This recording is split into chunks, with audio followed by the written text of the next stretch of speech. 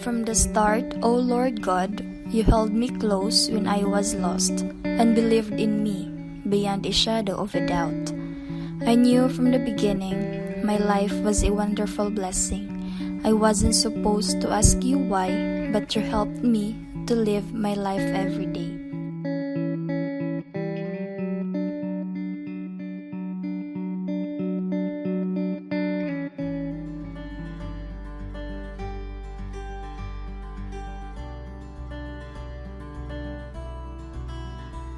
Ang pagpapasya ay hindi kahirapan kung ito ay para sa kinabukasan.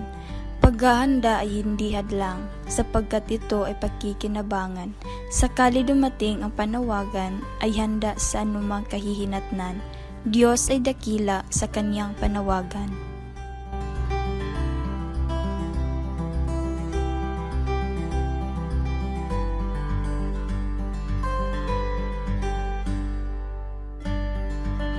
O Lord God, the most powerful, thank you for everything and for all the things that are bright and beautiful.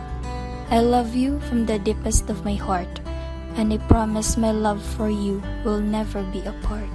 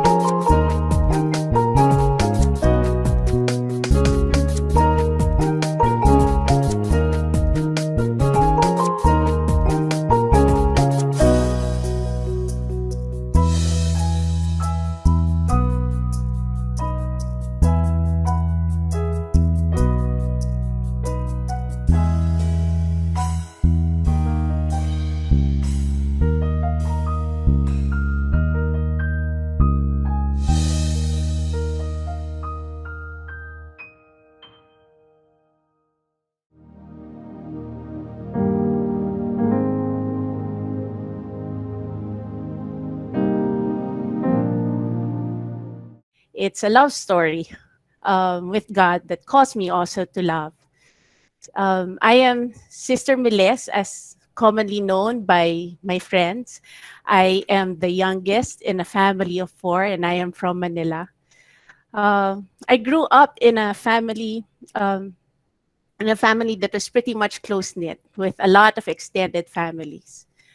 I guess God's love started to make itself felt, of course, through the family and through the school that I went to. I went to an all-girls school. It's a small school near along EDSA, and it was there that that they started to impress upon us that if we were to live lives, especially with our principal then, Miss Basa, she would always say, "Make a difference." How? At that point in time, I'll be honest with you, I did not know how. But God's love was made manifest in mentors who believed I could do more than I thought I could.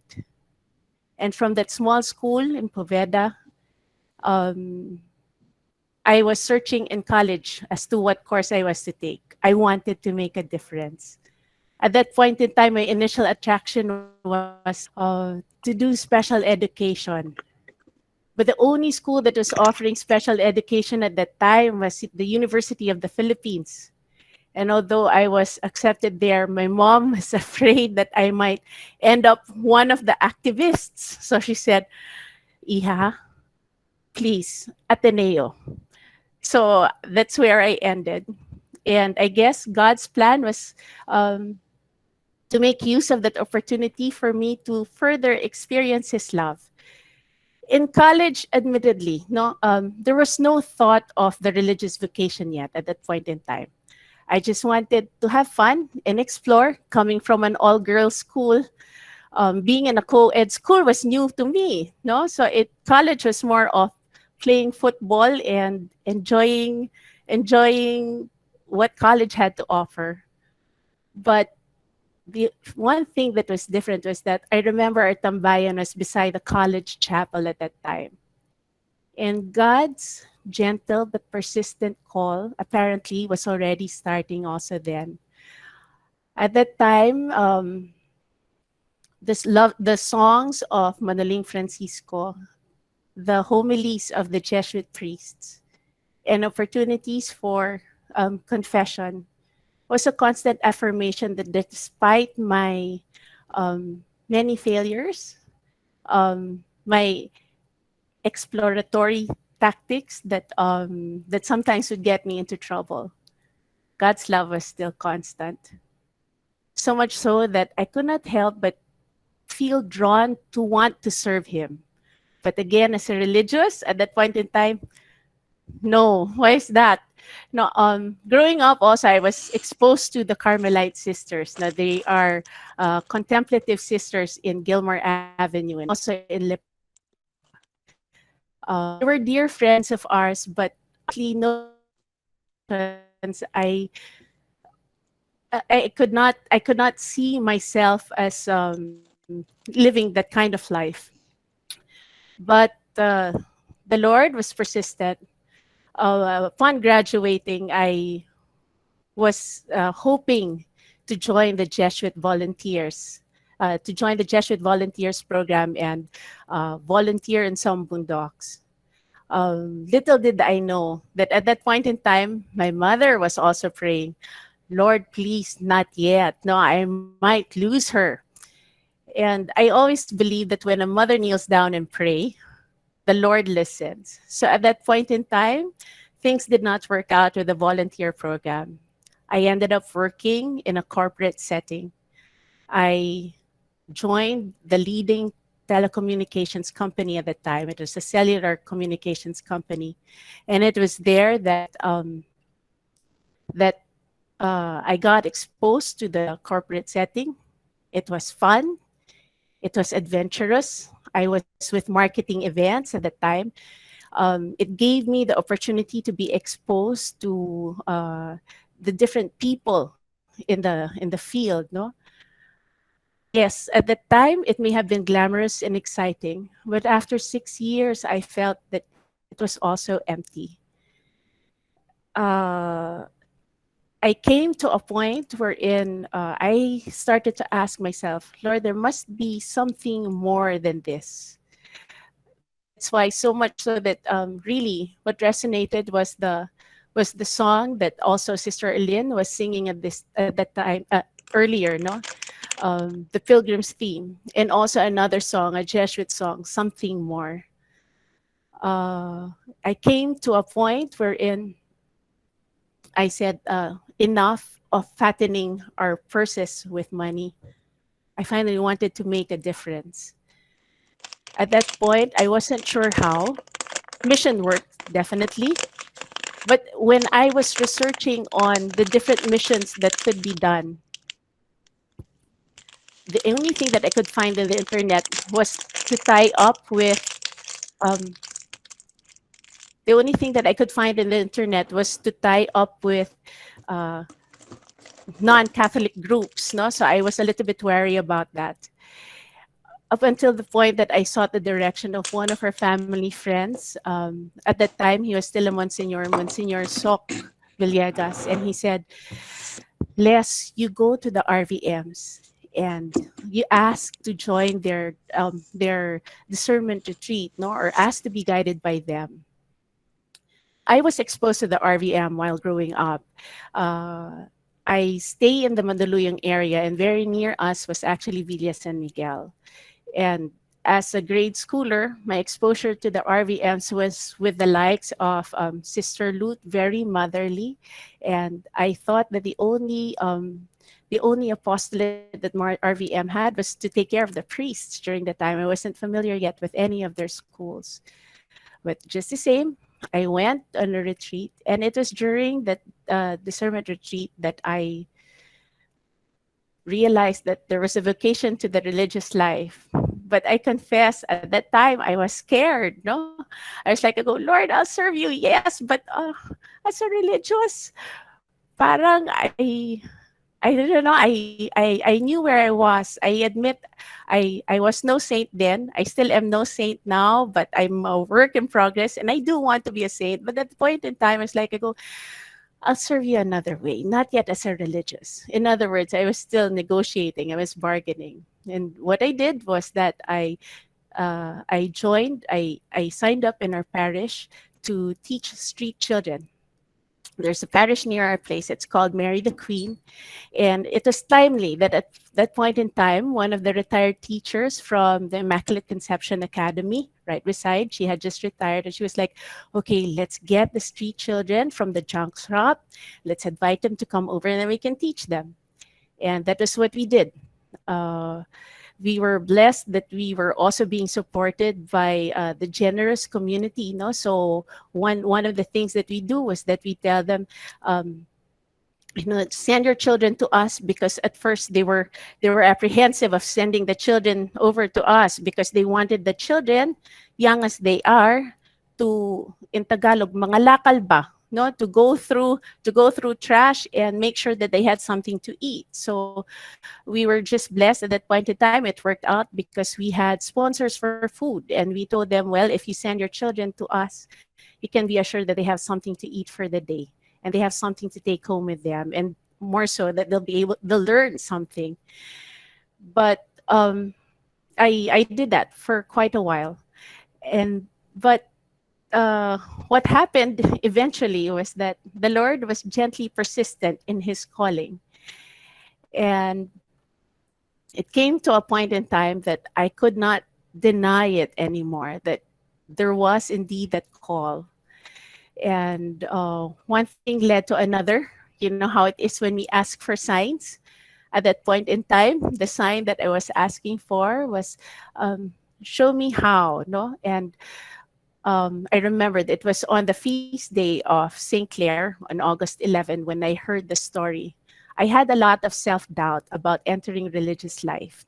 Um, and it was through the story of St. Clair when I heard Bishop Arguelles say his homily that a lot of people were not expecting St. Clair to enter religious life, but it was possible, that I said, okay, I say my yes, but show me how. One step led to another. In trying to find out where I was to go, I had my conversations with the sisters, with the Carmelite sisters. At that point in time also, I started thinking, now maybe it's the Carmelites for me, no? Because the only saint that I knew then was, that I was very close to, was Saint Teresa of Lisieux and Saint Teresa of Avila, both very inspiring sisters, no? Saint Teresa because I was her suke, no? Every time I would, there was an intention that I was be praying for, I'd be asking for her assistance. At that time, I didn't know Mother Ignatia yet. I only knew of Mother Ignatia as a street somewhere in Quezon City. But as to what she was doing, I didn't know. I was not even aware that the very dear sisters who were family friends of ours in Villa San Miguel had something to do with Mother Ignatia. And at that time, one of the sisters then, her name was Manang Ilo, Sister Ilo, she had sent some material already to the house. And truth be told, when she sent the materials to the house, I knew it was my mom who must have told her about it, and I was reacting pa initially. I was like, "Oh, why did you tell her?"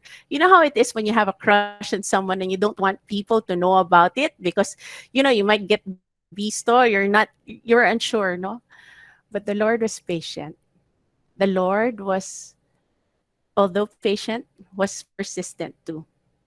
At the time when I had joined Singles for Christ, when I was going through the process already of asking God, okay, I had already said yes to you, but please show me where I am to go. Discernment was continuing. It was at the last session that we had in Singles for Christ that when they were praying over, repeatedly in prayer came del Espíritu Santo, to be of the Holy Spirit. I could not make heads nor tails about it at the time. I could not understand. But when I had returned from the prayer meeting, when I saw the envelope that Sister Ilo had left for me to go over, when I opened it and saw that there was a prayer for vocation, I prayed it. And when I turned it over, lo and behold, the name of Mother Ignacia del Espíritu Santo seemed to leap at me. And I knew that, okay, Lord, this is where you are leading me towards. But then again, always asking questions. I was seeking for reassurance also from the Lord. I was having my conversations with Him, and I was telling Him, Lord, you know that if I were a guy, I'd be a Jesuit, but I'm not. So please, if you're gonna lead me to a certain congregation, I really hope that it would have something to do with Saint Ignatius. And I was also telling him, I go, my attraction also to do missions. It had been my dream to do missions also in Africa. No, I was romanticizing it during at the time, to teach these children in Africa.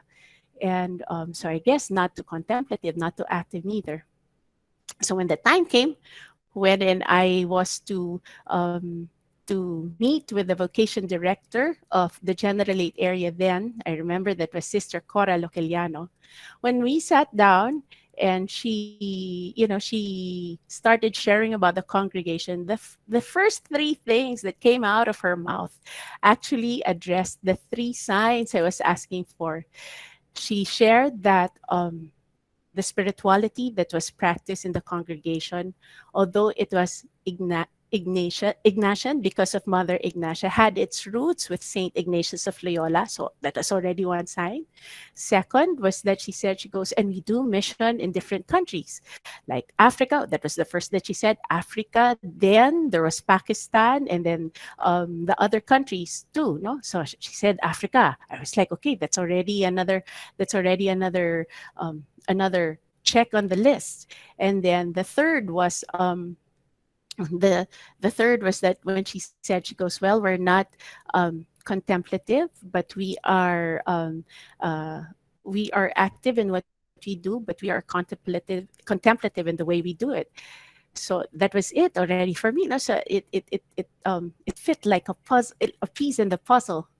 And as I proceeded to, I was also asking the Lord. No, I was again having my doubts again. I go, Lord, you're calling me, but I'm also a commitment phobic. No, I was not sure if I could live up to the commitment of living the religious life. I was afraid to commit.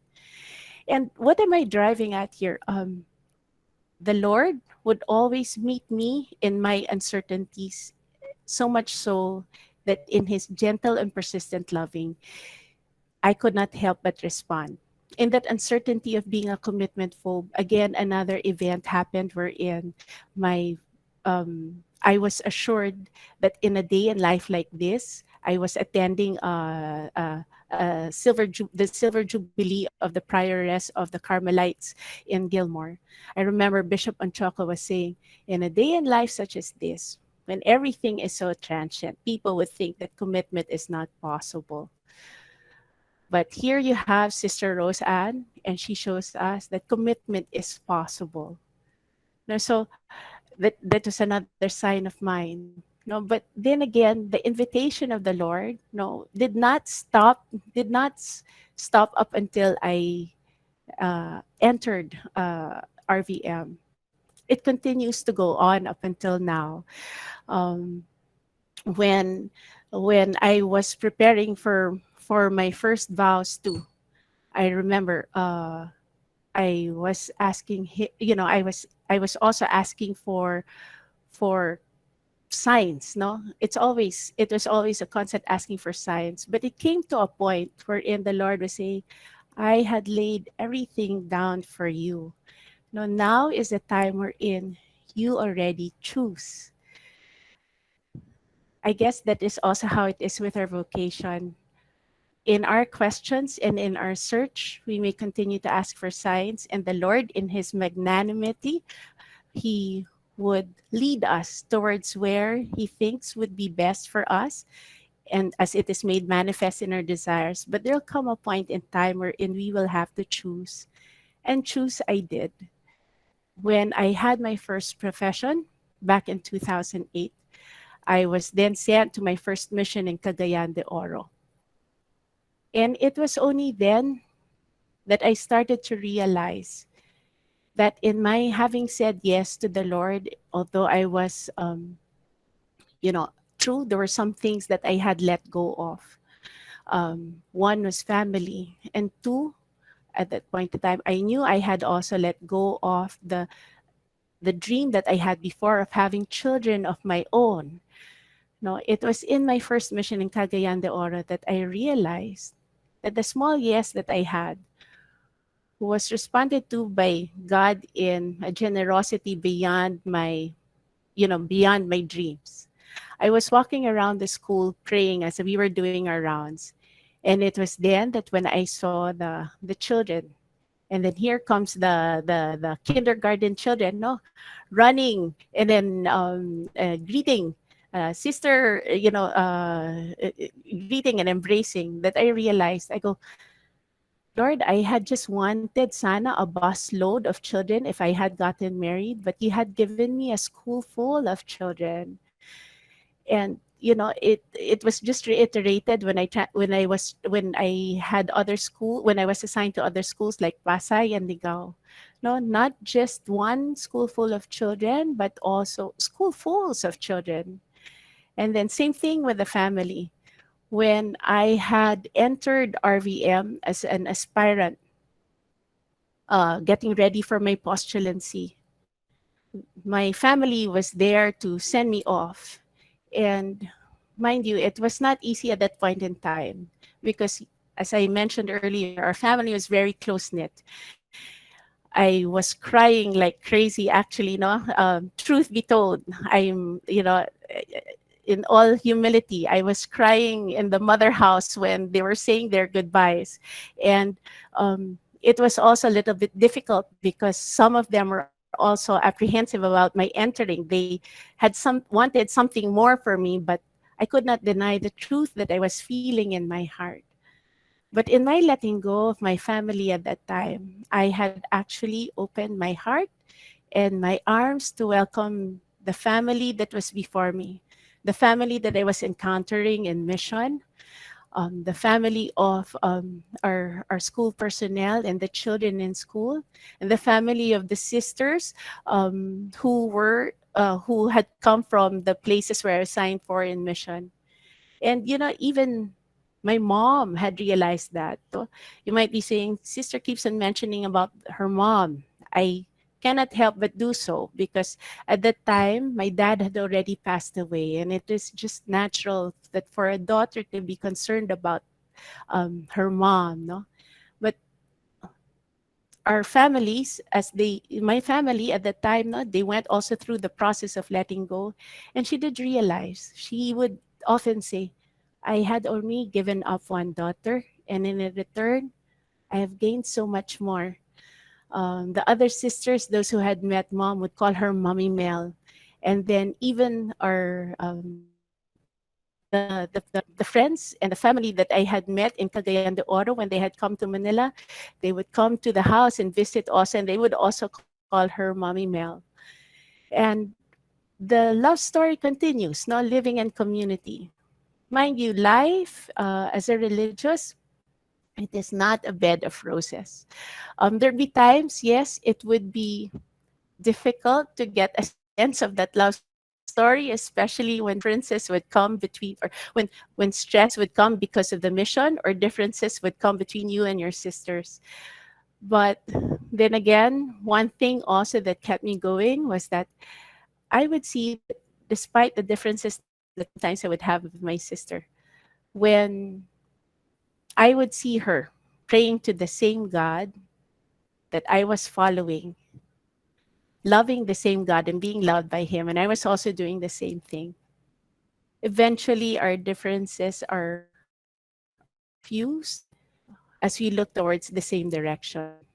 We sometimes can agree to disagreeing and carry on, no, but again, it is the love of God that we had experienced that we are able to share also with them. Um, so there, no, that that's how it is. It's not just a one-time yes in joining religious life. Each day is an invitation to live out that yes. Some people would say na, "Ah, sige, no, once makapasok, yun na, finish na." No, no, it's not. Um, what's amazing, what's amazing about religious life is that in our always trying to seek and do God's will, it leaves much room for dynamism. Sometimes just when we had thought that this is where God wants us to be, uh, it just opens the door even wider in order for us to make a difference, not only in the lives that are immediately around us, but in the lives of the people that God continues to entrust to us. So there. So, dear ladies, searchers, no, give God a chance, whether it be in married life or life as a single person. You know, you may have that desire in your heart, but be aware also that God's best is far grander and greater than whatever it is that we may have desired for ourselves. Thank you. Hello, I'm Sister Maria Maricon Prilejera RPM, and I belong to the Congregation of the Religious of the Virgin Mary, the first Filipino congregation founded by Venerable Ignacia del Espiritu Santo. This is my 21 years in religious life. Humble servanthood is the charism of our congregation. This means that we are flexible and available to whatever mission we are called for. Furthermore, this calls us to be resilient and to recognize our strengths and weaknesses. As humble servants, we put importance to be of service to others rather than to be served. This is following the footstep of our dear Lord Jesus Christ. Yeah, I saw that sa Facebook, no, yung nag-viral na mga madre na talaga naman talagang pumunta talaga sila. But again, yung kung kasama ba, not exactly kasi sa mission, kasali sa mission, but because of charity, we extend our mission and response to the signs of time. So, kagaya din ang sinabi ni Sister Helen, even us here, wala kaming mga estudyante, ang nandito lang sa amin is our ang teachers, faculty. So, we initiate na mas maging creative like katatapos lang namin ng culmination ng Living Grocery. So what we did is na voluntarily nagbigay ng mga in-kinds ang mga teachers for us na ibigay sa mas nangangailangan. At the same time, sa mga maintenance namin, sa mga gardeners, sa mga karpentero namin. So, napakalaking, ano yon, ang halaga sa kanila. Tapos, nagkaroon din kami ng parang testimony na in this pandemic time, ano yung learning na nakuha mo. So, I was struck na sa isang guard namin, sabi niya na, "Wag bibitaw sa pagdadasal." Okay, so napakalaking halaga yun sa akin na even ito sila, talagang yung pagdadasal, yung tiwala sa Diyos nandiyan. So, yun, kailangan natin na talagang makiisa, maramdaman kung ano ang nararamdaman, especially itong mga taong mas lalong nangangailangan or nangangailangan ng tulong. So, ito ay napakagandang katanungan, no? Sabihin natin na sa modernong panahon na tayo, pwede nating sabihin sa mga panahong ito, kailangan pa ba ng kabataan ang ang reliyosong pamumuhay? Sa akin, kailangan at mahalaga pa rin dahil ito ay nangangahulugan na patuloy pa rin tayong tinatawag ng Diyos ang kabataan na tahakin ang buhay reliyoso. Ang Diyos ay hindi nagpapabaya na pumili ng mga kabataang isaalang-alang ang bukasyon o panawagan. Sabi nga ni San Pablo kay Timoteo, ang Diyos ay nagsiwalat ng kanyang sarili kay Jesucristo. Sa mukha ni Jesucristo, nakikita natin ang mukha ng Diyos, mismo ang nagsasalita sa atin. So, sinusundan nito ang pinakamahalagang bagay sa landas patungo sa buhay reliyoso at sa buong buhay pang kareliyoso ay isang personal na ugnayan sa Diyos kay Jesucristo. So, hinihimok ang mga kabataan na isaalang-alang ang panawagan sa buhay reliyoso. Posible ang lahat na ito o lahat tayo ay kailangan manalangin para sa bukasyon sa simbahan. Ang bukasyon ng bawat Kristiyano ay isang tugon sa tawag ni Kristo. Halika at sumunod ka sa akin. Ang bawat Kristiyano ay tinawag upang hanapin si Kristo at manatili kay Kristo. Ang bukasyon ay isang regalong mula sa Diyos. Ang bawat individual ay tinawag na Diyos upang tumugon sa kanyang paanyaya. Kaya, again, para sa mga youth, you continue to nourish your spiritual life. Then, second, be positive and always bring good vibes to others.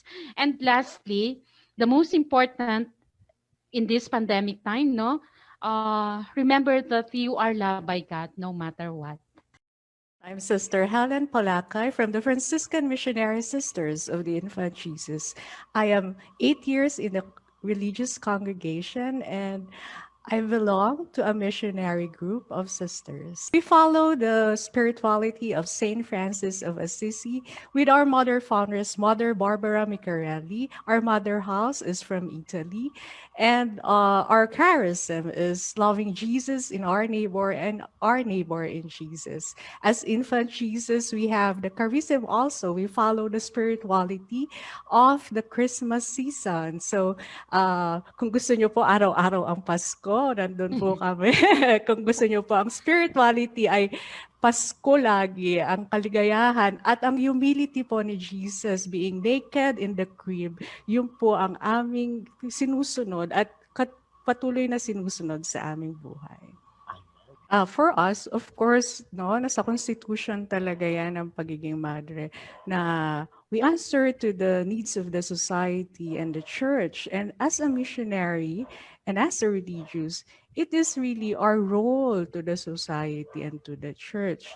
Pero minsan, hindi mo naman pwedeng isipin na ginagawa mo ito dahil mission mo lang ito. It's also coming from our discernment and our spiritual life, what we have nurtured in our prayers. That's what we bring outside. So when I saw those pictures na nagbibigay ng mga goods sa mga calamities. I remember ngayon, meron po kaming program na Bigas Mo, Buhay Ko para sa ating mga less fortunate brothers and sisters. And continuous po yung program na yon ng aming delegation. And that's how we answer and we bring the joy to the people. Yun nga po nung mula this 2020 is really a challenging year for everybody and mula sa Taal, sa mga nangyari sa pagsabog ng Taal, sa COVID, sa mga calamities.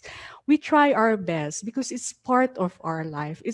First of all, it's part of everyone's life, every Catholic's life. Because as Christians, as baptized Christians, lahat tayo ay may pananagutan sa bawat isa.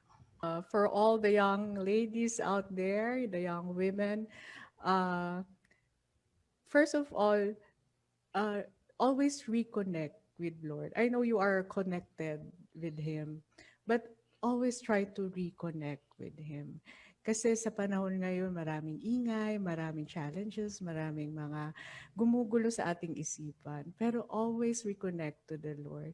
And second, if there is a pinch of call that you can hear Him calling you, I hope you will not decline, easy as you do in a cell phone. But I hope you will slide and answer His call. Kasi ang tawag niya ay precious. Pag tinawag ka niya, hindi naman agad-agad madre ka na bebeluhan ka na namin agad. No? It will be a process. Huwag po kayong matakot na mag-discern. Huwag po kayong matakot na baka kutsain kayo, ibuli kayo ng mga tao. Or huwag kayong matakot kung nararamdaman nyo na baka hindi kayo para dito kasi baka meron kayong mga weaknesses or limitations. Wag, dahil ang Diyos ang mag-sustain sa inyo. At kung hindi man ang tawag na ito ay para sa inyo, at least you had that opportunity to open yourselves in this vocation. Na meron kayo, masasabi nyo sa sarili nyo, ay, sinagot ko. At parang magkakaroon din kayo ng peace of mind na, oo nga, pumunta ako doon, pero hindi akin. But it doesn't mean na it's a failure pag hindi kayo natuloy. It is a step for a more beautiful life that the Lord is calling you. Malay nyo, ito yung avenue para makilala nyo mabuti ang sarili nyo, mapalalim yung relasyon nyo sa Kanya. Pero kung dito naman pala kayo talaga, don't be afraid because God will be the one to sustain you and He will be there for you, beside you all the way. Si Sister Revelina Santiago po ako. Sinabi nga nila na ako ay galing sa Sisters of Jesus Good Shepherd at ako ay 33 years na madre. So kami naman, Sisters of Jesus Good Shepherd, so ang aming sinusundan ay si Jesus Good Shepherd. Kaya ang aming mission ay parang ang tinatawag namin na pastoral ministry. So kami ay nakikipag-collaborate sa ating mga bishops, sa ating mga pari. So kami ay na-assign sa iba-ibang parokya. No? So parang kasama talaga kami ng mga pamilya, ng mga kabataan, ng mga magulang sa parokya.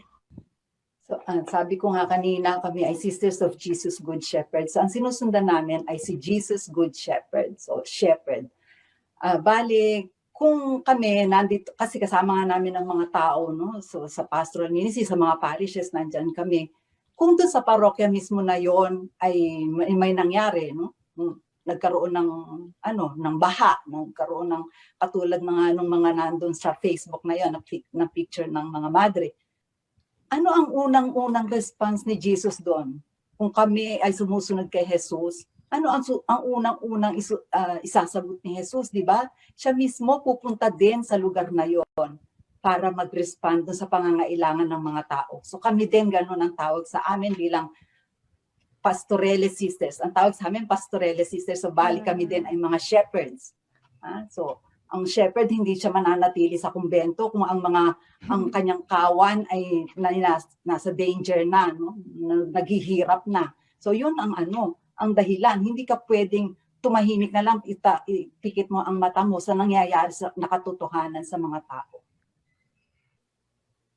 Ang masasabi ko sa mga kabataan ngayon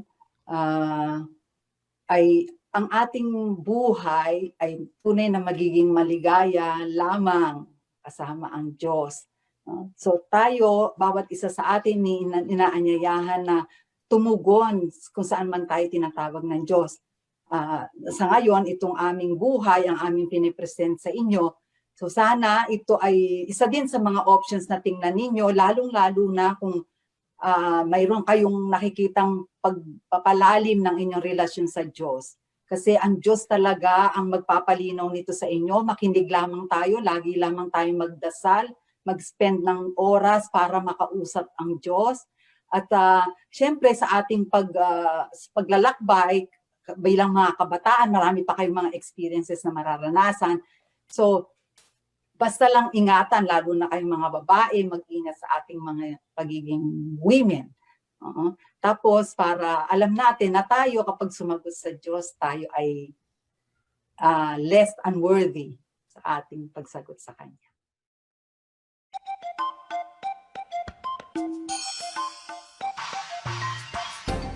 The Religious of the Virgin Mary, the first Filipino congregation for women, is a contemplative in action founded by Venerable Ignacio del Espiritu Santo in 1684. Deeply in love with God, inspired by Mary, and faithful to the legacy of Mother Ignacia del Espiritu Santo, actively shares in Christ's mission of bringing fullness of life to the world through humble servanthood in different ministries. Education Ministry. Serving Christ in the youth through Catholic education, the RVM schools nurture faith, build excellence, and develop service of every Ignatian Marian. Retreat Ministry. Offers the way of meeting spiritual needs of those who desire peace of mind, spiritual strength, and coming home to God. Dormitory Ministry. Provides a peaceful and secure home away from home for girls with upgraded facilities for rest, recreation, prayer, and study, and other services for wholesome personal development. Social Ministry. A heart for the poor. A participation in Christ's mission of building communities where people live with dignity. Special Ministries, where diverse services of the RVM sisters in church offices, seminaries, school campuses, prison, and healing are shared. In various countries, Philippines, Africa, Indonesia, Taiwan, Pakistan, Italy, Canada, and USA. Requirements for those who are interested to join the RVM congregation: at least 21 to 33 years of age, finish a 4-year course or bachelor's degree, at least 1-year work experience, good physical, mental, and psycho-emotional health, personal relationship with God motivated to seek union with Him and serve others, especially the poor. Single young ladies who are interested to know more about the RVM congregation, please log into www.rvmonline.net or contact the vocation coordinators or any RVM sister and join the Life Direction Seminar or search in every third Sunday of the month. Praise be Jesus and Mary.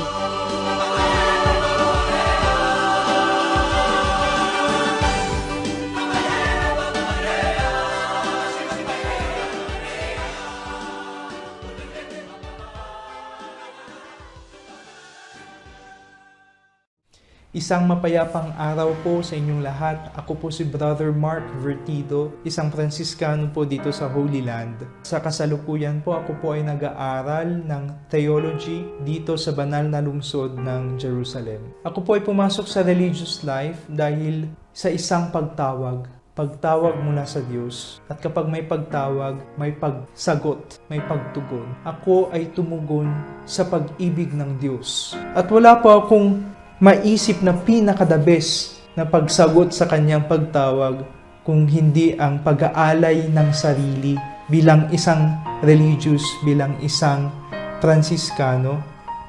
Ngunit ang pinaka-motivation ko po ay maging banal, maging santo. Naniniwala po akong tumugon sa pagtawag ng Diyos. I am Brother Agustinus Afridus from Indonesia. Honestly, I want to say that I have only this very simple motivation, that I want to develop my talent, my dream to become a good master of ceremony. This simple motivation was realized and fulfilled when I entered the seminary in 2009. I pray to God and ask Him to help me to purify my motivation. My motivation now is to serve the Lord with joy, even in the moment of trials, difficulties, challenges that I experience along my journey. Hi, I am Jeffrey Salvador. One of the many reasons then kung bakit ako pumasok ng seminaryo is that I want to find meaning in my life. On my 4th year of my high school, I attended an ordination of a Rogationist priest, and with that celebration, I was amazed na ang dami nila doon sa altar at sa choir group. And I was really mesmerized and inspired. What's the reason behind why are they entering a seminary? And so, yung music teacher namin, tinanong ko siya. He was a former Rogationist religious. Tinanong ko siya kung anong meron sa seminaryo. And I was really mesmerized and at natuwa ako sa mga kwento niya. But with that experience, I saw that there was God trying to accompany me amidst these difficulties. God was trying to make me see that there is joy. And as if God was telling me, you continue, because this will form you to be a good servant of God. Continue, because it will make you to be a better person for your future ministry. I felt the need to be God's instrument of love, and the highest form of God's love is in the Eucharist. I felt that my stay here in the seminary has a meaning. God wanted me to realize this one, and I find the meaning in becoming God's instrument of love in entering the seminary and hopefully to be a minister of God in the Eucharist. Thank you. Siguro una yung tanong about yung saya, no, gaano kasaya. Siguro kung sasabihin kong saya na parang happy-happy lang, no, parang masaya lang, gano'n, no, parang chill lang, di ba? Parang gano'n. Parang hindi gano'n yung klase ng buhay, yung pagpapare.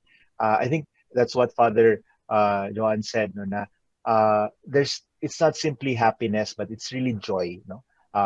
Joy that recognizes yung suffering, challenges, yung mga tension, but at the same time, joy that recognizes na ito ay grasya ng Panginoon at isa sa mga nagbibigay sa akin ng consolations bilang isang pare ay yung kapag tinitingnan ko yung ginagawa ng Diyos para sa akin, how God is able to work in and through my weaknesses, in and through my own person, tapos yung mission na inaaniyahan niya na para sa akin na maging kabahagi is something that it's a source of consolation for me, no? So yun, yung maging bahagi ng kanyang mission. And going back to your question also, your second question about kaibahan ng pari at relihiyoso, I think wala talagang ibig sabihin, hindi yung relihiyoso bilang religious like us, no? We are all religious. I think I wouldn't really say difference, no, because we are really working in the same vineyard, no? We are serving one Lord, but I think what yung difference na tinutukoy mo siguro ay yung charism, yung paraan ng pagsisilbi sa Panginoon. And in our own charism, we are serving the Lord and His people in the way of Ignatian, the charism of Ignatius, following the Lord as Ignatius followed him. So, yun yung siguro kaibahan in that sense. For me, being a priest for 1 year, I think it's really beautiful but challenging. Beautiful kasi people look at us, maybe they are seeing us as Christ. At least some mistakenly, nagkakamali sila na akala nila si Kristo kami. Pero hindi naman talaga, makasalanan naman talaga kami.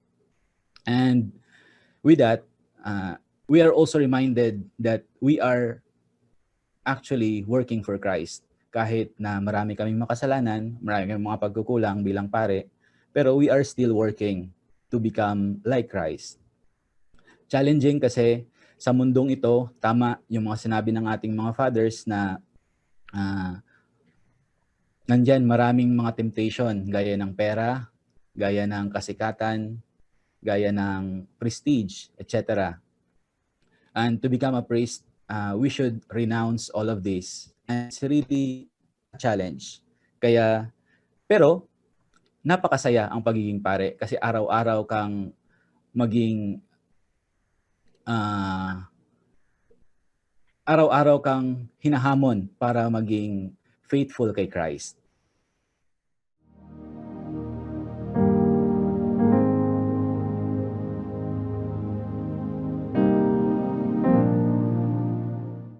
You can call me Ma'am Joanne, and I am a public school teacher for 7 years already. But before I was a public school teacher, I was with St. Mary's College for 12 years. No? And I am proud to say that I am a blue-blooded Marian because I haven't studied in any other school except St. Mary's College of Tagum. So I was with St. Mary's for how many years? Since grade 1 until high school, until college. And that's why SMC is very important to me and very close to my heart. Sister Iko knows that, and Sister Tess, because we have been rubbing elbows for many years, no, in the RVM education ministry. As what Sister Iko had said, I am married and getting into our 22nd year. Our 22nd year will be in May, no, of this year. I am blessed with one daughter. Maybe you are asking why only one. Because I have a medical condition called hypothyroidism. No, it's a hormonal imbalance. That is why it's hard for me to get pregnant. No, and I'm just happy that God had given me the grace of having a child first before I contracted hypothyroidism. And maybe some of you have known my daughter because she's also a blue-blooded Marian, and she just graduated from senior high school in SMC in the year 2019.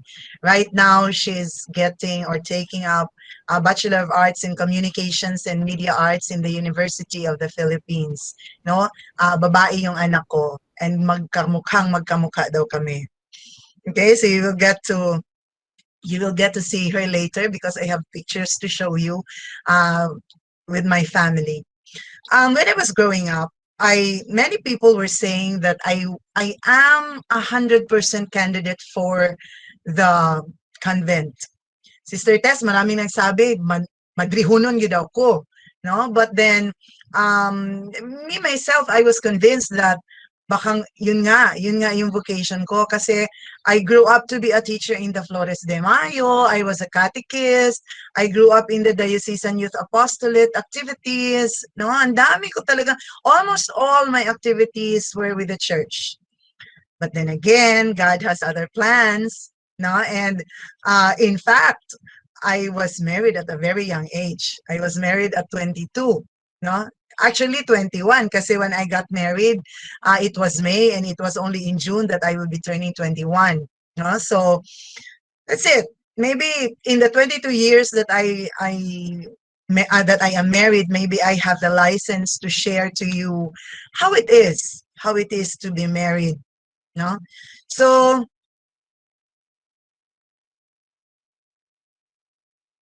I have here a presentation for you. I'm sharing just a little while now.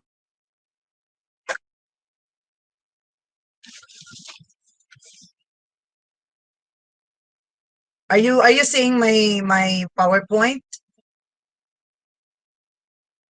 Okay. For a while. Okay.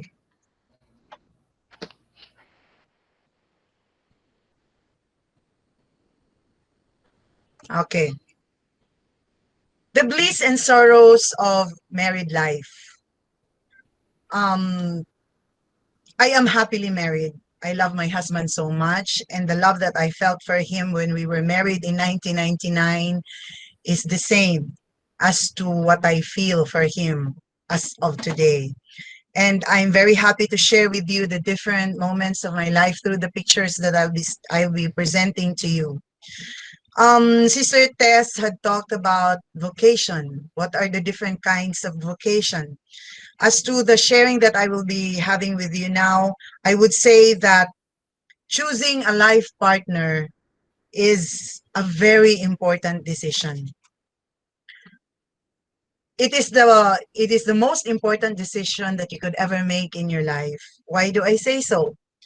Because your husband will be your lifetime partner. He will be that someone who is with you in the midst of abundance and scarcity. He will be taking care of you and your children. No, siya yung kasama mo in rearing the children that you will have in the future. He will be the one to provide for the family. Except of course if you will be working with him, no? So the love that you have in the boy-girl relationship, no, kung hindi pa kayo mag-asawa, will eventually die down. Not actually die down, it will never be extinguished, but um, it is something that would turn into an ember. Alam niyo yung ember? Kung sa Bisaya pa, it's called baga, no? It's still hot, it's still very warm, but it's not burning anymore, but it is constantly there. So that's how I describe the love between a man and his wife, or the wife and the husband. No, ganun yun.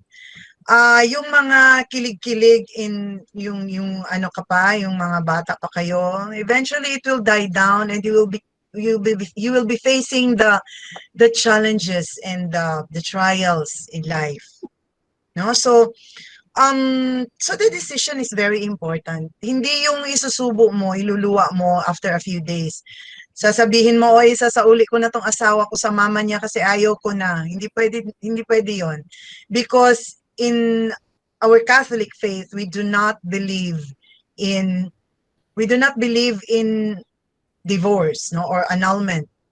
So, as we proceed, when my husband and I met, it was at the church, no, it was in Our Lady of Fatima Parish. He was 22, I was 17, and he was an altar boy, and I was a lector and a choir. No? So, we didn't date actually. We didn't date in the way that young people do now, like eating in the restaurant or going to movies, no? Ngayon walang movie kasi quarantine. No, but when we had our boy-girl relationship, it was in 1994. No, so wala pa masyadong mga sikat na restaurants noon. When we date, it is in the church. But don't get me wrong. Please don't get me wrong. We date by way of working and serving the church. In cleaning the church, no, in attending activities sponsored by the parish, the activities for the Diocesan Youth Apostolate, ganon yung mga dates namin noon. Kaya they were saying na they wanted their children to have boyfriend or girlfriend like us na very active in the church. So our relationship was very, very smooth sailing. No? So, pero when we got married in 1999, maybe you will ask me, no, how did I know? How did I know that he's the one? Oh, $1 million question yan. How do you know that he's the one? I couldn't imagine having someone else. Yun ang nasa isip ko 22 years ago. Sabi ko sa sarili ko, siya na talaga. Wala nang iba. When we had when we decided to get married, we were already into the 5th year of our relationship. No, so I was really comfortable with him. There were no pretenses. No, I can be myself around him. He can be himself around me. We have no pretenses whatsoever. In short, he was a good man. He was really a good man. When we were boyfriend-girlfriend, he wasn't able to give me lavish gifts. Kasi, kagagraduate niya lang when in the first year of our boyfriend-girlfriend relationship, kagagraduate niya lang ng college. Tapos, 3 beses siya nag-take ng examination pagka civil engineer. Usap pa siya ni Pasar, no? When he passed, it was already his 3rd take. So, medyo matagal, no? And we were really, wala kaming pera noon. Wala kaming pera. And then, when we decided, pasalamat na lang kami kasi masyado kaming maraming sponsors. Kasi when we got married, I was teaching in the seminary dun sa Quax, no? Queen of Apostles College Seminary.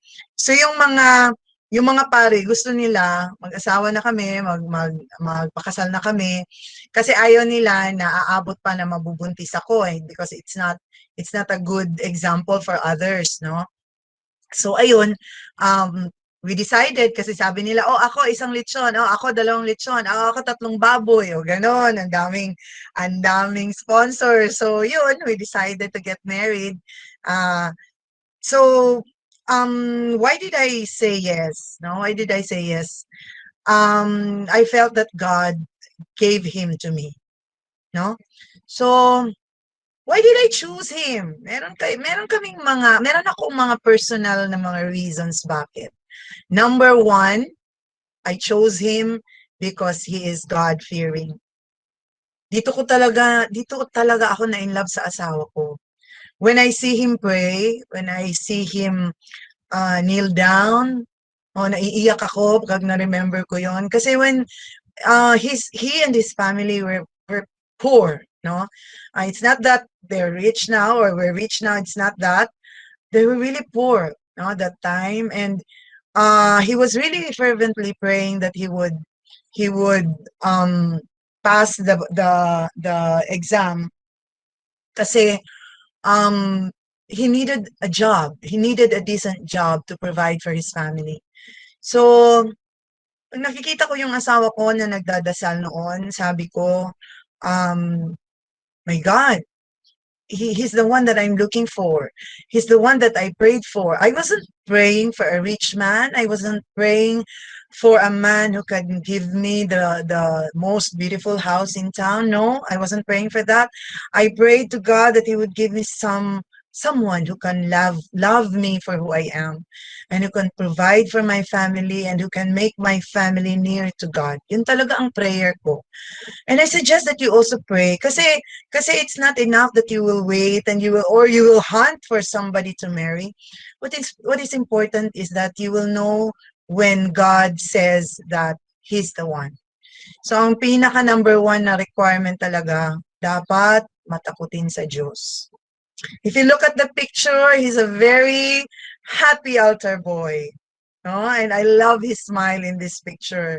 I was the one who took this. Kasi alam nyo, kahit na engineer na siya, no, wala pang COVID, nagsiserve pa rin siya sa altar. He's still an altar boy. No? And he said that he will be an altar boy forever. And I fell in love with him even more. Char. No? So, next, why I chose him? Bakit alam kong siya na? I chose him because he's hardworking. He's hardworking. Ewan ko kung ano nasa isip niya. Kasi kahit na patungo na kami matulog, palagi niya iniisip yung mga gagawin niya the next day. No? So, alam nyo, when we got married in 1999, we only had 4,000 for every 15 days. Ewan ko kung paano namin pinagkasya yun. It's just that I was just happy that when I had Rohan, Rohan is my daughter. When I had Rohan, I was purely breastfeeding. Purely breastfeeding talaga ako. Kaya he was very happy kasi he didn't experience yung time na, naku, kailangan ko manghiram ng pera kasi wala nang gatas yung anak ko. Wala kaming ganon na experience. Kasi God gave me a very abundant breast milk. Kung sa Bisaya, pag ingnan ko nila, anayunon daw ko. But I don't know why God only gave me one kid to raise. But then, being a teacher, now, especially in the public school and in the 13 years that I was with St. Mary's College, lupig pa'y pirting daghan ng anak, no? Because I was assigned as a discipline coordinator when I was with SMC. No, so I was contented with what we had in those times. No, he values me.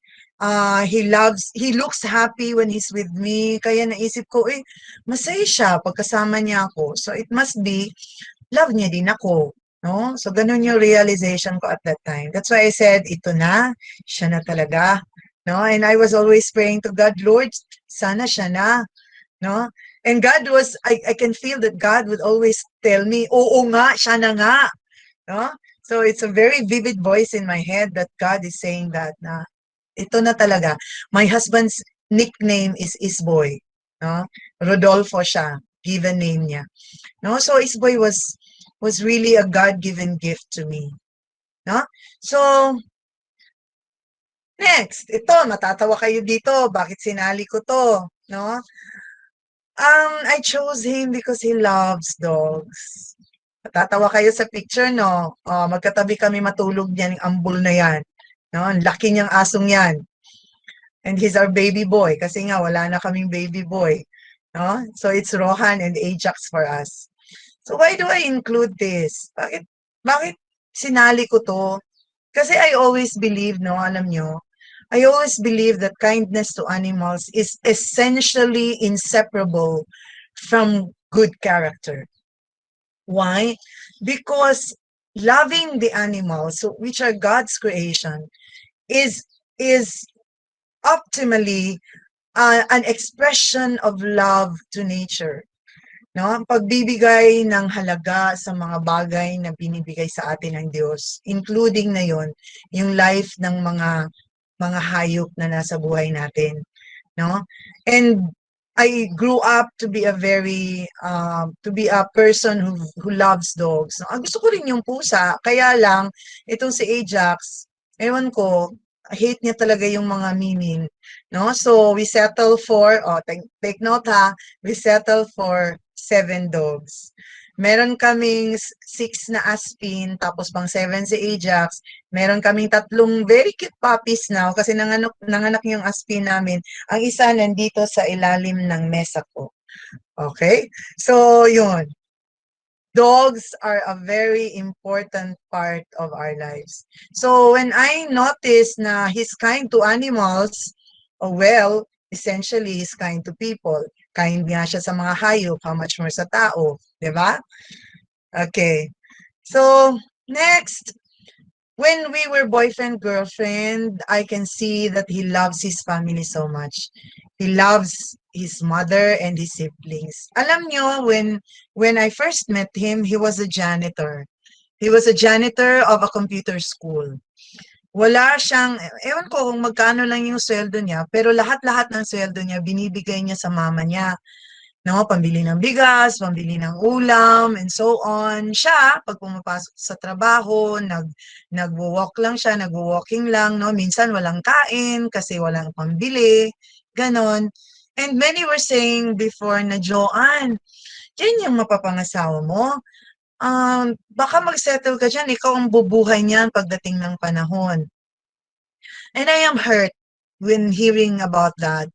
Kasi I can see my future very bright with this person. Kasi di ba sabi ko, he's very hardworking. Na-prove niya yan. Na-prove niya yan.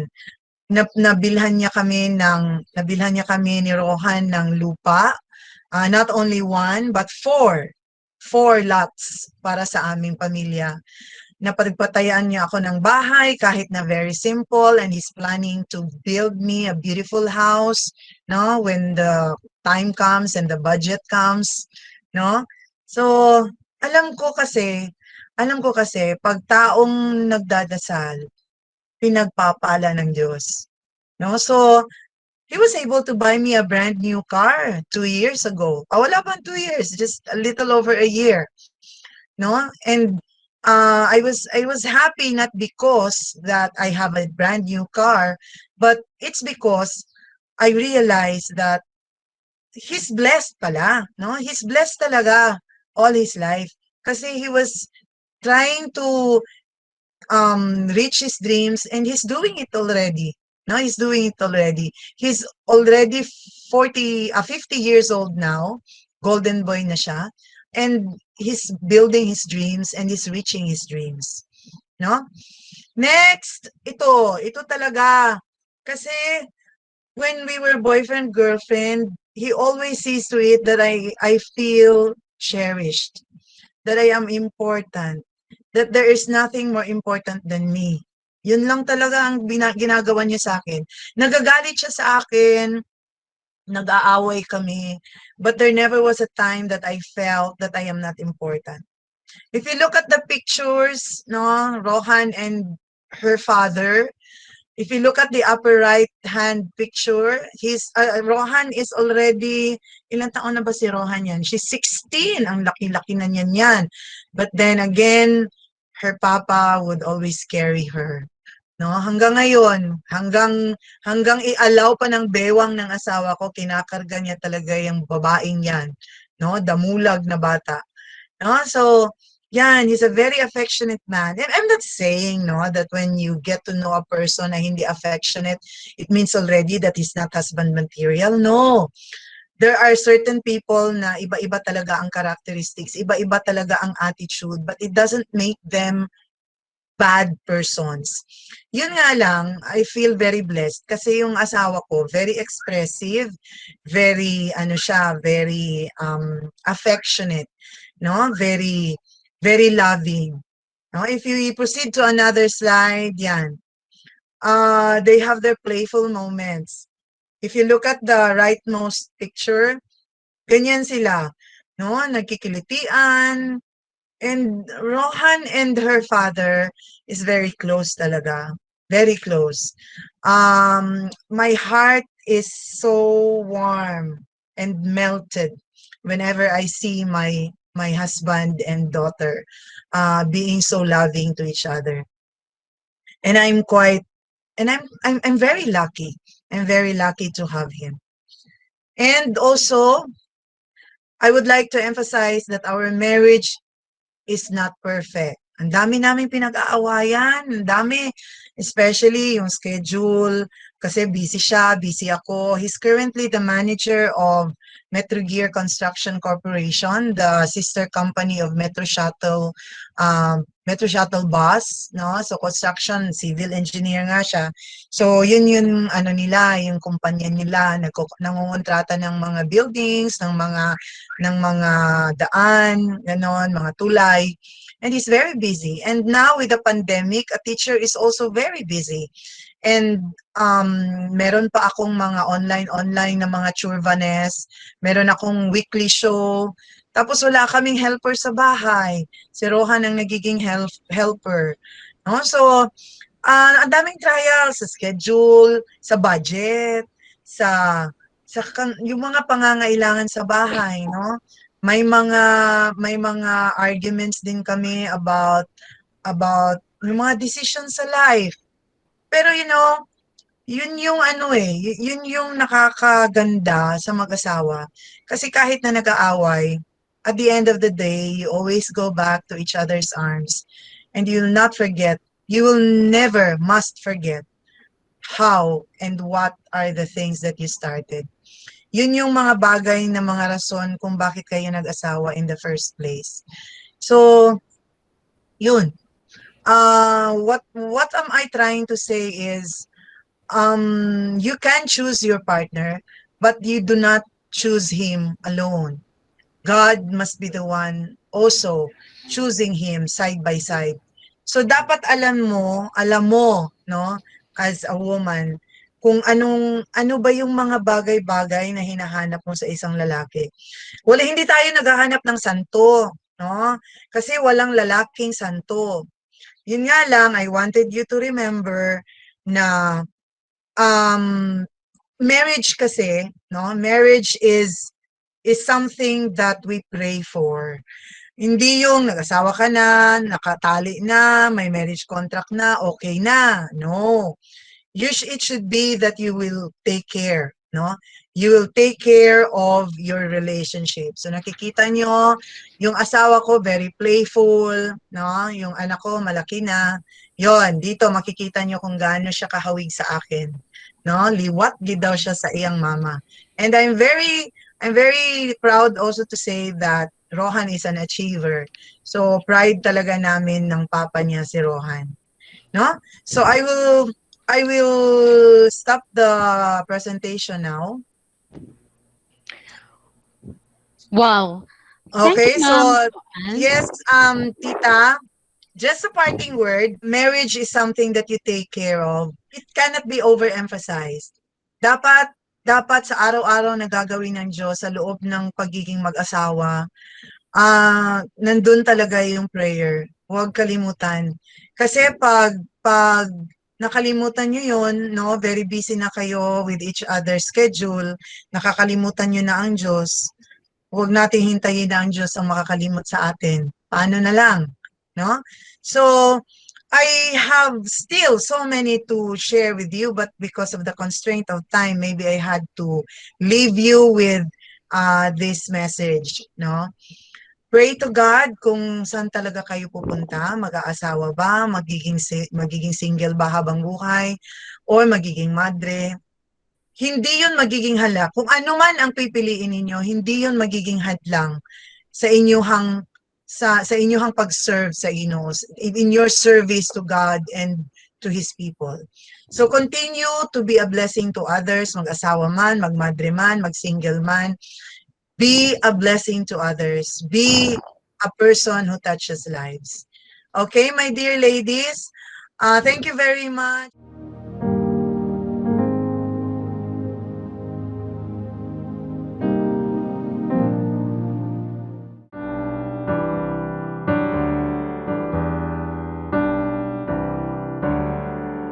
If you are single, you need to listen to what I'm about to say. This is so crucial. This is so important. You must understand every word I'm going to say right now.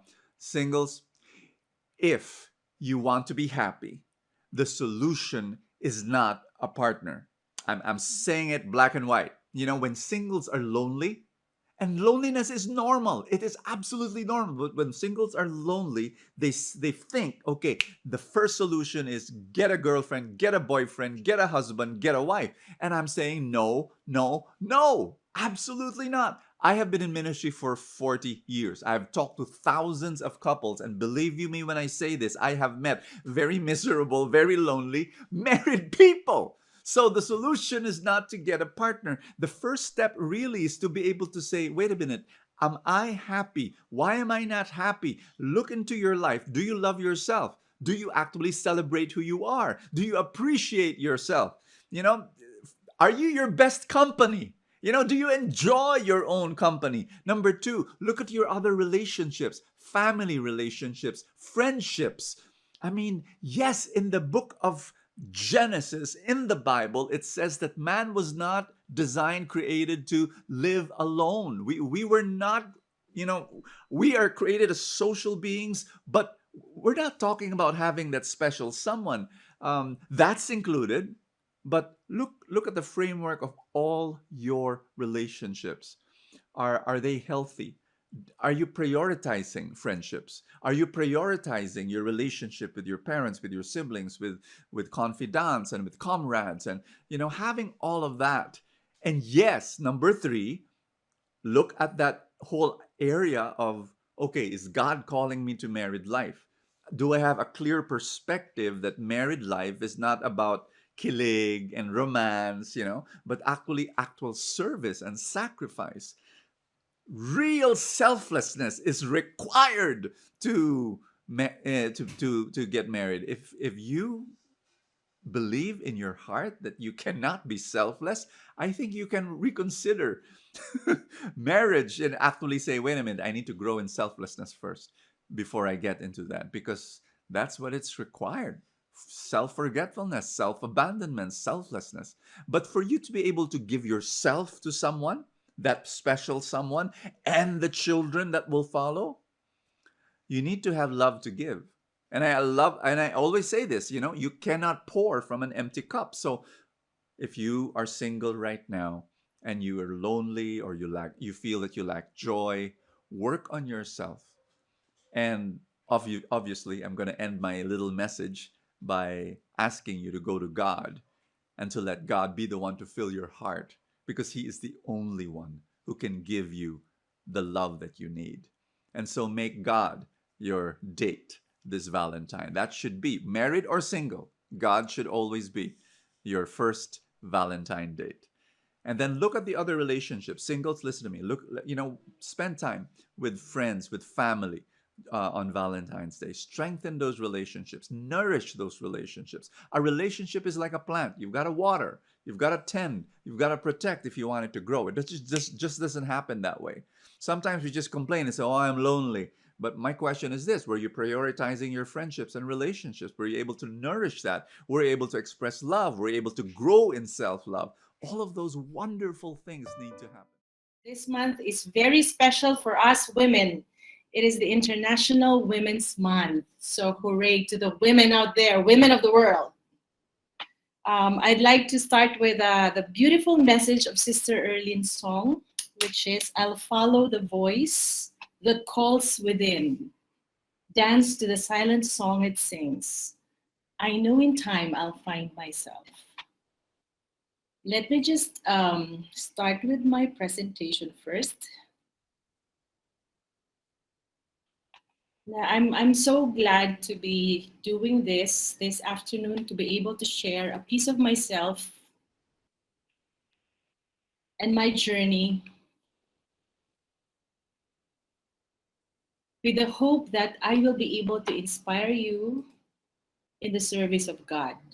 Whatever you choose to do, whether it is you choose the religious life, the married life, or a single life, I hope our journey will be able to help you find your purpose. Start with this quote from a famous painter that says, "The meaning of life is to find your gift. The purpose is to give it away," by the famous Spanish painter Pablo Picasso. And I want to start with how my life started. That was me in my RVM uniform. I was brought up in a family with a very strong Catholic culture. My dad was an active church member.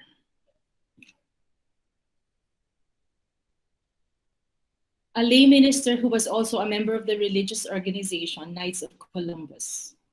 My mom was a very prayerful lady who made sure all of us siblings went to a Catholic school. As far as I could remember, our home was always open for anyone who needed help, whether it was a worker laid off from his job, seeking my father's help, who worked for the Department of Labor, an out-of-school youth found by my dad on the streets whom he was training as an athlete, or a parent wanting her child tutored by my mother, who was a teacher. Public service came naturally in our household. My siblings and I, 7 in all, were raised under the Religious of the Virgin Mary education. We all graduated from St. Stephen's Academy, the town of Ligao City, the southern part of Luzon in the Philippines, now called St. Mary's Academy of Ligao. That's where I met Sister Con.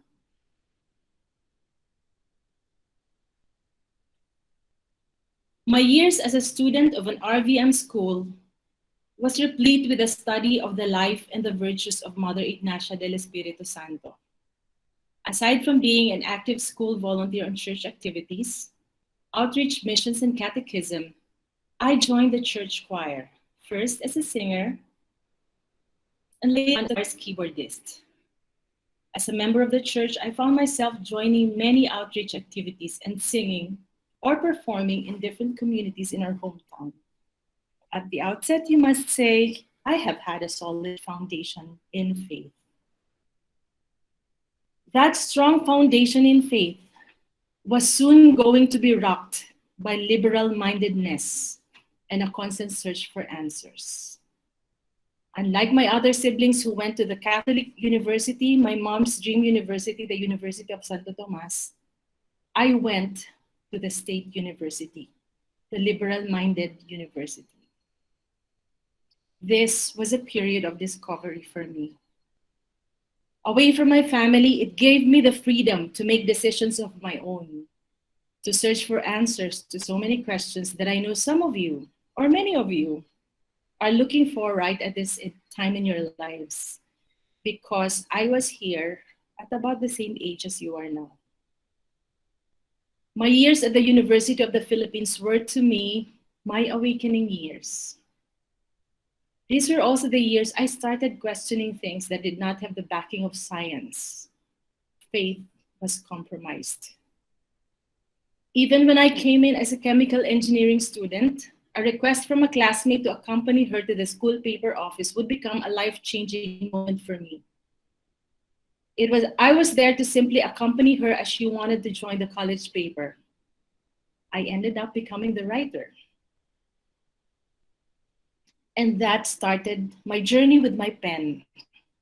I discovered a love for writing, a passion for writing. And so I shifted from chemical engineering to journalism. The next years were years of activism, joining rallies, crying out for justice, writing about excesses, wrongdoings, and injustice. I finished a degree in journalism. I had been a journalist most of my life. These were years I had forgotten about my Catholic upbringing. All I cared about was getting my name on print. And as I moved further in my journalistic career, I went from writing about advertising to writing about issues that mattered, issues that allowed people to have a voice. I started focusing on investigative stories. I felt I could use my pen to be the voice of the voiceless, to investigate, search for mistakes, and make it a mission to bring them out in the open, to let the people know and push the authorities to act. As a journalist, it was my role, it was my job to ask questions. As a person, I was always in search of answers. I was always wondering where I was headed. I wanted more. And so I decided to take up business studies, graduate studies in business. And because I was motivated by a drive, a desire to be the best, I went to what the Commission on Higher Education said was the best graduate school of business in the Philippines. As Sister Con has mentioned earlier, I graduated class valedictorian. Everybody wanted me to be something. There was this pressure from society to be the best, to always strive to be number one. They had this idea of me doing this, ending up in a career, in a career that everybody would think would be the best. And I also thought that was it. That's why I took up my MBA in Ateneo. But while I learned a lot about business management, sorry, that's my dog. But while I learned a lot about business management, the greatest learning came from the values taught by the founder of the Society of Jesus, Saint Ignatius de Loyola, from whom our Venerable Madre Ignacia learned her Christian precepts. And thus began my journey back to my Ignatian roots. Here I learned that our purpose in life is to abandon is to be a man or a woman for others. But being the imperfect person that I am, I was consumed by wanting to be the best because that was what society asked of me, because that was what my parents wanted from me. And so I set my sights on working for the United Nations. Because every I graduated with a degree in development communication. And every development communication graduate dreams of one day working for the United Nations. I always thought my journey was to be the best and to be with the best organization. And so I sought a job with the United Nations. I applied with the UN, got rejected a number of times, but I would not take no for an answer. In 2007, the opportunity came. I became a civil servant, an international civil servant. This was the dream. That's me. I was the only Filipino representing the Philippines in a campaign to end extreme poverty. A campaign what was about the Millennium Development Goals, or MDGs, which are now called the Sustainable Development Goals. So those of you who have heard SDGs, they used to be the MDGs, and I ran that campaign in the Philippines to make sure that our world leaders, our government leaders, in my case here in the Philippines, adhere to the commitment they made to end extreme poverty by 2015, and to make sure that our kids were sent to school, our young kids, and that no mother died during pregnancy because of pregnancy-related causes, or that TB, tuberculosis, malaria, AIDS, HIV/AIDS were eradicated, so that everyone will live good lives.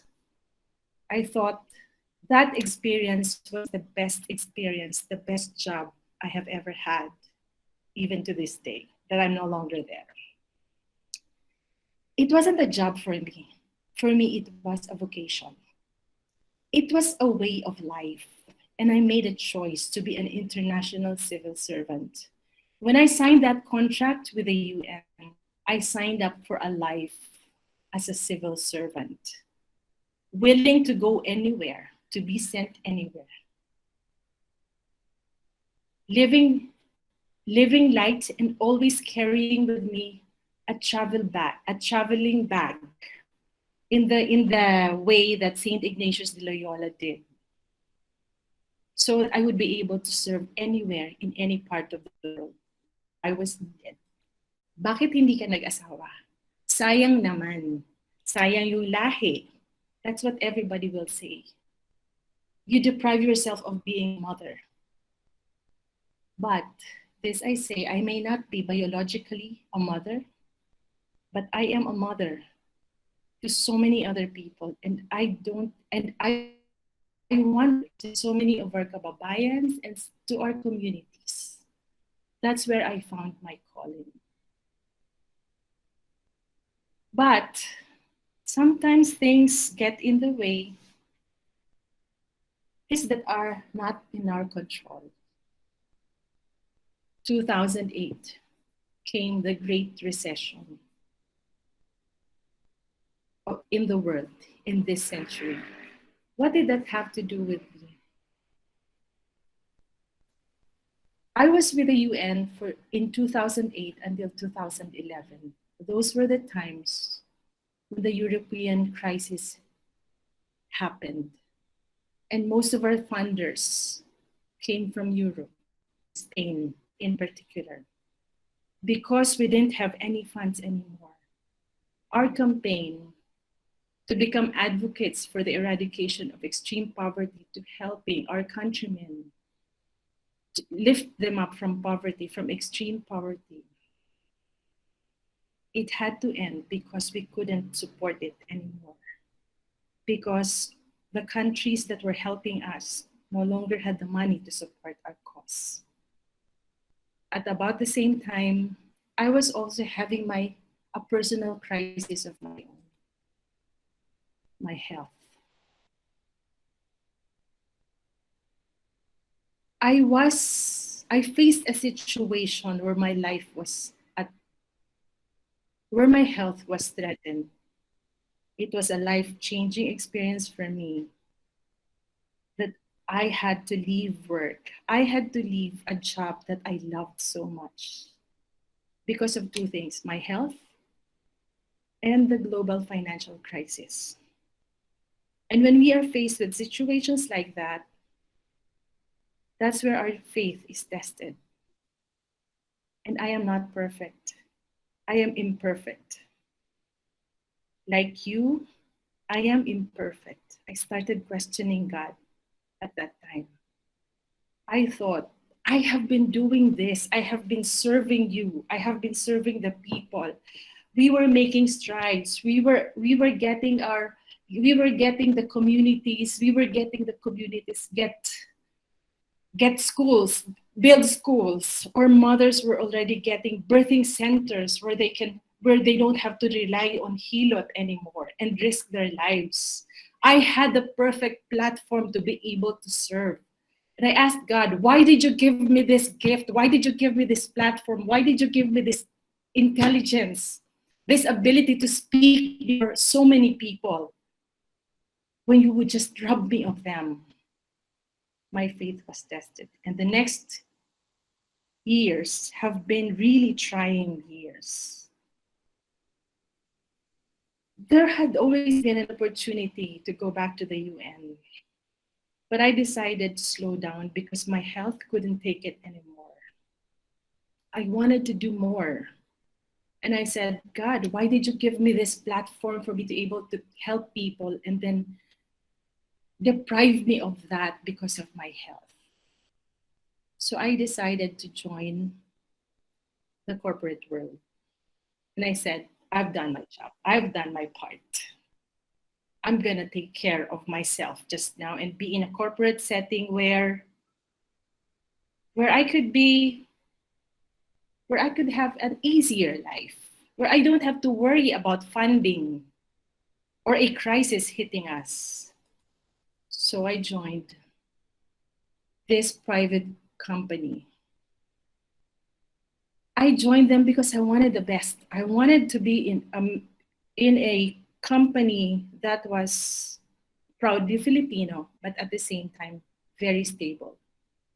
Nothing can be more stable than the #1 conglomerate in the Philippines. In the past, I used to look at this tagline, the good guys. And as a marketing person, I realized, what the heck does that mean? Why would anybody use that as a tagline? And when I got in the organization, they said, wala lang, naisip lang nila ni Sir Big Boy. One day, nakita niya yung good guys na yan, and then he decided, maganda yan, lagay natin yan sa logo natin. When I joined, the good guys was just 3 words appended to the brand. But I guess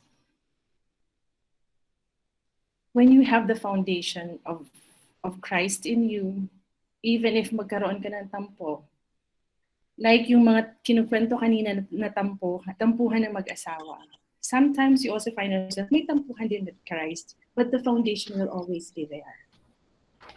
I was there. I thought I didn't need the UN to serve as a platform to help others. I thought SMDC had several communities already. That's a big platform. That's a big market for me to make a difference, to change lives. So I want to share this video first with you to introduce to you what SMDC is, so that I can explain to you how I used a private corporation to continue to serve. So kindly let me know if you can hear it or if you cannot.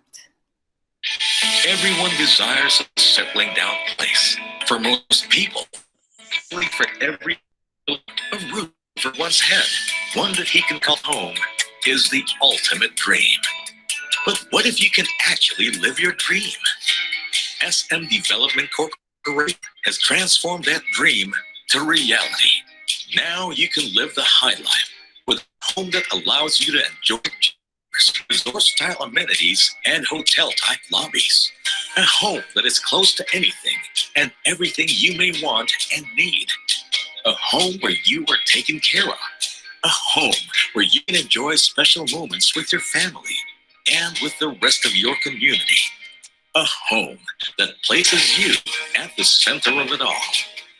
This is SMDC, the home of the good guys. Our company was founded on the mission of providing the Filipino with a luxurious home that he can afford. In just 14 years, we have launched 47 projects in major CBDs all over, delivering dreams to more than 70,000 homeowners and helping fuel the nation's progress, and contributing to building sustainable communities through walkable, breathable areas that allow us to easily move from home to work and play and home, where community members can gather and feel safe amid social distancing guidelines. We constantly look for avenues to understand what our stakeholders, especially the socially disadvantaged, like the elderlies and the PWDs, or the economically displaced, need and address them through projects that not only provide for those needs, but also strengthen the community spirit. Because to us, building communities is not just about creating dwelling places. It is about empowering our communities to allow them to thrive, to live their best lives in the company of good friends and neighbors. In so doing, we created a community of good guys wanting to do good for others. Well, SMBC was able to help me by giving me courage to open up a business. Sa tulong ng SMBC, almost 6 weeks na kaming nagtitinda sa kanilang mga paguyunos. And just as we have stepped up our community building efforts during this most challenging time, investors have continued to show confidence in us, even in the midst of the quarantine, because they believe that with us, they have found home. So I thought, even if I were in a private corporation, I could use the power of that corporation to do something for others. I thought the good guy could have more meaning, not just 3 words, 3 meaningless words appended to the SMDC plan. I thought, let us be the home of the good guys, because there was already that platform, 70,000 homeowners. If we can help those 70,000 homeowners and let those homeowners become good guys to others, so that more communities, imagine how many communities those 70,000 homeowners can help. And so the Good Guys movement was born. During the height of the pandemic, we found ourselves conducting medical missions in our communities. We made sure we helped farmers, 26,000 farmers displaced by the pandemic because of the lockdown. We brought them, we opened our homes, our condominium units to them, so that they will be able to sell their produce, and we provided transportation to them. At the same time, we gave our residents farm fresh produce so that they would continue to live healthy. A lot of our residents and nearby communities lost their jobs. Many of them were OFWs who had to return home. Some were businessmen who lost their jobs. A lot of them were employees who were rendered jobless. We opened our door to them and provided them with an avenue so that they can sell their produce free of charge. And then, because we have 70,000 homeowners across Metro Manila and all over the Philippines, we encourage them to donate blood to COVID victims. And we have been working and partnering with the Red Cross, with the DOH, to make this happen. And yes, we have turned the Good Guys into a movement. Why am I sharing this with you? I just want to tell you that wherever we go, whatever path we choose to follow, whether as a religious, as a married person, or as a single person like myself, if we have it in our, if we only listen and follow the voice, as Sister Erlene said in her song, follow the voice, dance to the silent song it sings. We will find, in time, we will find ourselves, and we will find ourselves our purpose in life. And I want to end with this statement from Sister Maria Rita Ferraras Arvidan. By revelation, God, from the fullness of His love, addresses us as friends and moves among us in order to invite all into His company. The adequate response to this invitation is faith, where a person completely submits his intellect and will to God. I used to say, God, why give me all this gift, all this skill, all this power if you would just have me ever? I was surprised. The thing is, everything that I have, all my passion, my gift, my skill, my education, they are not mine. They are a gift from God. That gift needs to be shared. Magandang hapon sa inyong lahat.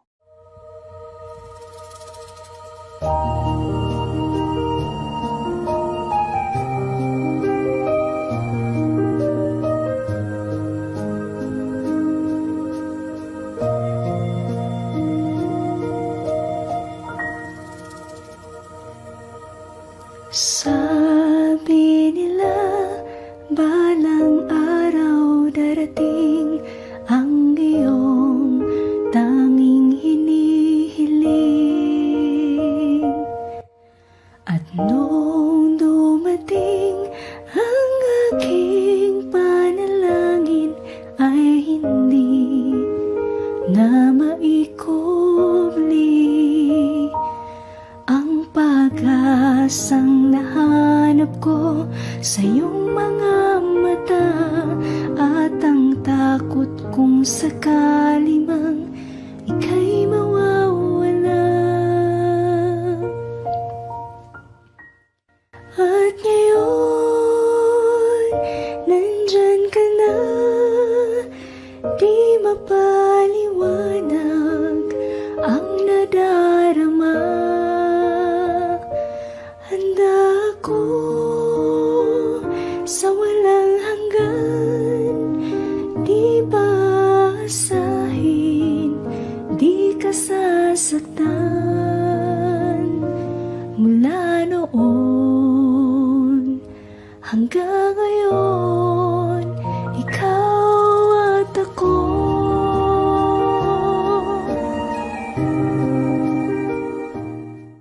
Let us listen a beautiful song from our Indonesian sister. I dedicate this song to all of you, entitled Pilgrim's Theme. I hope you will like it. All the best on your journey, and I promise you my prayer. Thank you.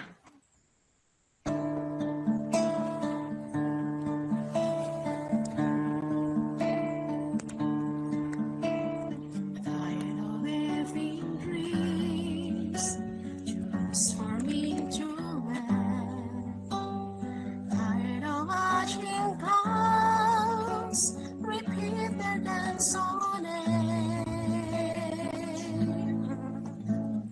Tired of getting tired to doing what's required.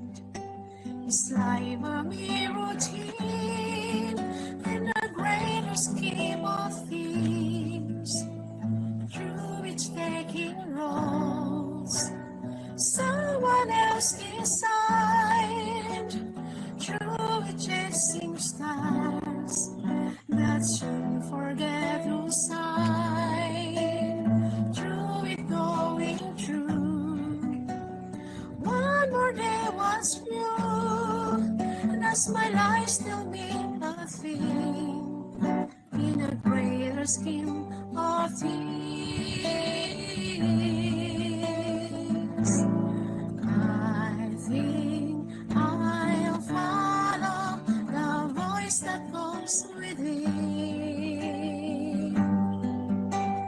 Dance through the silent path easy. I hope to find my place, so my life would fall in place. I know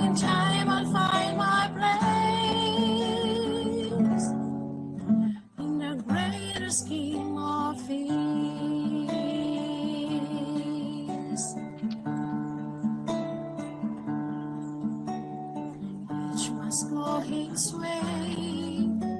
But how can I decide which path I should take? Who will be my guide?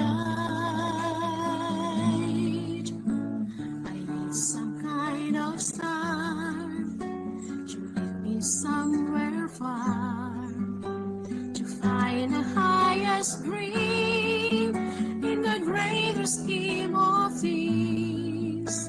The road before me bends. I don't know what I'll find. Will I meet a friend or ghost I've left behind? Should I even be surprised that you read me in disguise? But it's your hand I have seen in the greater scheme of things.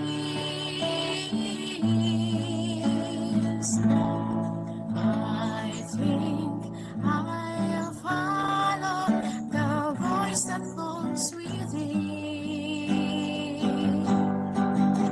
As through the silence of its seas, I hope to find my place, so my life would fall in place. I know in time I'll find my place. For yours is the voice in my deepest dream. You are the heart, the very heart of a greater scheme of things. So here I'll follow the voice that flows within. Dance through the silence of its seas, I hope to find my place, so my life would fall in place. I know in time